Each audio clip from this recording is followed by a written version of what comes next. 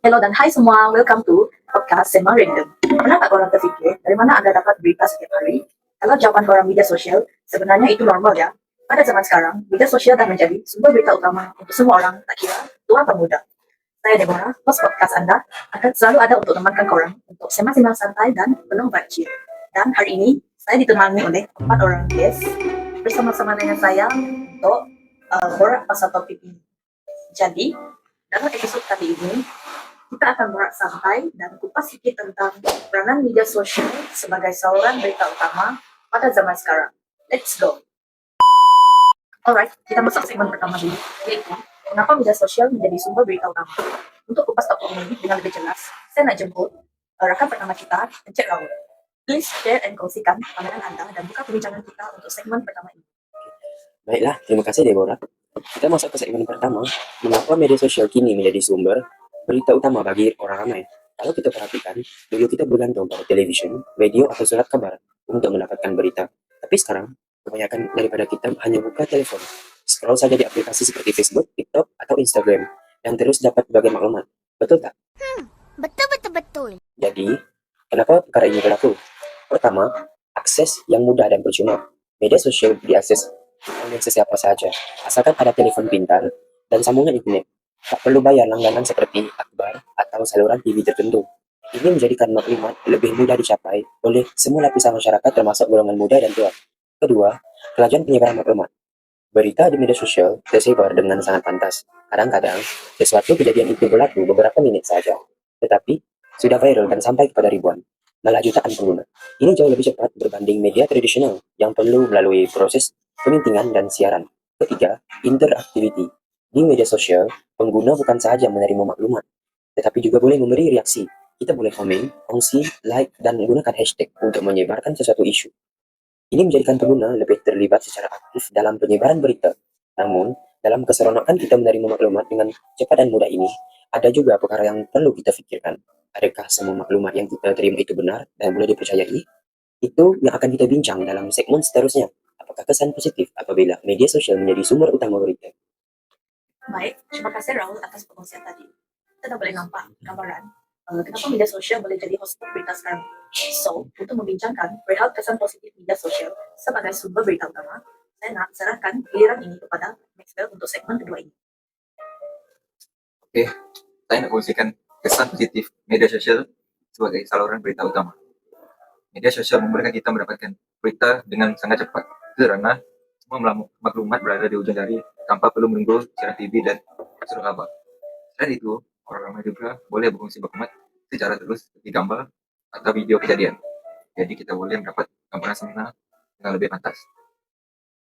Media sosial juga membantu menyebarkan kesadaran tentang isu masa dengan lebih meluas karena pengungsian yang banyak akan menarik perhatian masyarakat. Pada masa yang sama, kita boleh melihat banyak akan menarik perhatian masyarakat. Pada masa yang sama, kita boleh melihat berbagai perspektif daripada berbagai pihak yang membantu kita berpikir dengan lebih kritis dan tidak bergantung kepada satu sumber saja. Jadi, secara keseluruhannya, media sosial memang memudahkan penyebaran berita dengan lebih cepat, luas, dan lebih berbagai. Terima kasih. Absolutely correct and very demure. Poin yang Anda kongsikan tadi. Sosial media memang laju, mudah diakses dan sentiasa up to date. Sebab itu, ramai orang bergantung pada sosial media untuk mendapatkan latest information. But, kita sebagai pengguna jangan terlalu leka. Di sebalik semua kemudahan itu, ada juga sisi lain yang kita kena ambil kira, yaitu kesan negatifnya. So, pada segmen ketiga ini, saya nak jemput Jefferson untuk menjelaskan kesan negatif media sosial menjadi sumber berita utama. Oke, baik, terima kasih kepada Cik Dika. Jadi, pada kali ini saya akan mengupas tentang apakah sebaran dan risiko media sosial. Jadi, yang pertama, kita boleh lihat media sosial ini dapat menyebarkan maklumat palsu ataupun fake news. Jadi, media sosial memudahkan berita tersebar lantas, tetapi suka dilapis seperti media tradisional yang menyebabkan berita palsu mudah dipercayai oleh semua orang. Saya ambil contoh pada tahun 2019 tentang penyebaran berita palsu, yaitu tentang simptom-simptom COVID-19 yang menimbulkan panik dan keraguan pada masyarakat di Indonesia khususnya. Jadi yang kedua pula ialah kita akan lihat media sosial ini akan menyebabkan kehilangan kredibiliti dan etika. Jadi wartawan profesional terikat dengan etika, namun pengguna media sosial bebas menulis tanpa semakan yang sahih. Jadi hal ini menjejaskan kepercayaan masyarakat terhadap berita secara keseluruhan. Saya ambil contoh pula, individu biasa menyiarkan breaking news ataupun berita terkini tanpa merujuk kepada sumber yang sahih. Jadi yang terakhir pula, media sosial ini menyebabkan keselamatan data dan privasi pengguna tersebar. Jadi media sosial bukan saja saluran berita tetapi juga mengumpul data pengguna. Saya ambil contoh, sekiranya kita mendaftar media sosial ataupun apa-apa dalam telepon pintar kita, jadi kita perlu memberi ataupun berfungsi tentang nomor telepon ataupun nomor kad kenalan kita untuk data. Jadi hal ini menyebabkan data kita dimanipulasi untuk berita upaya ataupun untuk iklan politik. Sebagai analoginya, pada tahun 2019, skandal Cambridge yang menggunakan data pengguna Facebook untuk tujuan politik. Jadi itu saja pembahasan saya pada kali ini. Okay, thank you. To be honest, saya sangat setuju dengan pandangan dari beliau. Jelas bahwa isu ini mempunyai pelbagai perspektif yang perlu kita pahami. So, untuk segmen terakhir, mari kita membincangkan tentang peranan masa depan media sosial sebagai saluran berita utama. Jom kita dengarkan dari the very last one from Nur Sahila. Terima kasih Deborah. Pada masa kini, media sosial bukan saja platform untuk berhubung atau berkongsi kehidupan harian, tetapi berkembang menjadi sumber utama untuk menyebarkan maklumat dan berita. Pada masa hadapan, peranan ini dijangka semakin kukuh selaras dengan perkembangan teknologi digital dan peningkatan penggunaan internet di kalangan masyarakat. Media sosial menawarkan kelebihan dari segi kepantasan menyampaikan maklumat. Berita dapat disampaikan secara serta-merta tanpa perlu menunggu siaran televisyen atau penerbitan akhbar. Selain itu, platform ini juga memberi ruang kepada orang ramai untuk menjadi wartawan rakyat dengan berkongsi maklumat secara langsung dari lokasi kejadian. Namun begitu, terdapat juga cabaran yang diberi perhatian. Penyebaran berita palsu atau tidak sahih boleh berlaku dengan mudah jika tiada tapisan yang jelas.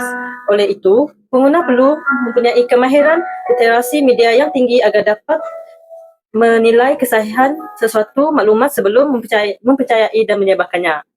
Kesimpulannya, media sosial mempunyai potensi besar untuk menjadi saluran berita utama pada masa hadapan. Namun, penggunaannya perlu disertai dengan sikap tanggungjawab tanggungjawab dan kesedaran tentang kepentingan mendapatkan maklumat yang tepat dan sahih. Wow, pandangan yang sangat matang dan menyeluruh from our sister. That's a very nice explanation. Jadi, nampaknya kita dah pun sampai ke penghujung perbincangan kita pada hari ini. Dan untuk menyimpulkan topik kita, saya nak saudara Jefferson untuk memberi sedikit kata-kata dari beliau.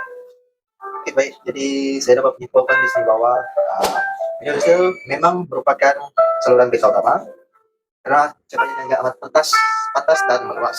Jadi, namun ia datang dengan cabaran besar seperti yang telah saya katakan tadi, yaitu tentang isu penyebaran berita palsu, tentang credibility, dan yang ketiga tadi ialah tentang isu privasi data pengguna. Jadi, pendekatan seimbang perlu kita ambil. Pengguna mesti lebih kritikal, manakala platform perlu bertanggung jawab dalam menapis pelbagai tudungan. Jadi, contoh kritikal yang kita boleh ambil seperti amalan sema silang sumber, yaitu cross checking sebelum berkongsi berita yang boleh mengurangkan risiko penyebaran maklumat palsu. Jadi message kuat dari saya, media sosial bukan musuh, namun yang menuntut kita untuk menjadi pengguna yang lebih bijak dan beretika. Okay, terima kasih kepada saudara Jefferson. What a good message. Saya harap podcast ini dapat bagi sedikit pencerahan mengenai isu yang kita bincangkan tadi. Dan dengan ini saya nak mengucapkan terima kasih kepada semua guest pada hari ini. Dan saya Deborah selaku host podcast anda ini mengundur diri dulu. Terima kasih sebab anda sudah stay tune sampai akhir. Kepada para pendengar, jangan lupa untuk stay bijak dan jangan terlalu percaya semua yang korang scroll ya. Bye-bye.